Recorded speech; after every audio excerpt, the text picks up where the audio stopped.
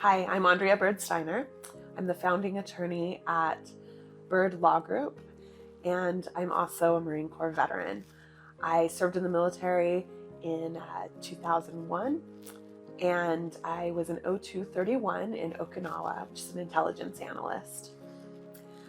Because I'm also a veteran, I know how important it is to provide services to the people who served us. It's so important to give back to veterans.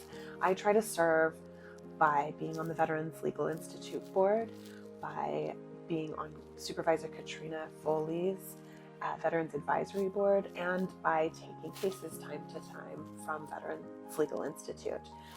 I've helped another female service member keep her top secret clearance by working with her command.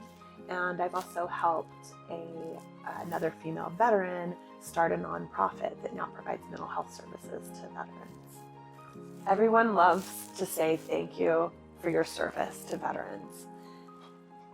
One of the most important ways you can say thank you to veterans is by serving them. I'd like to challenge each and every one of you to decide today, right now, how you can serve veterans.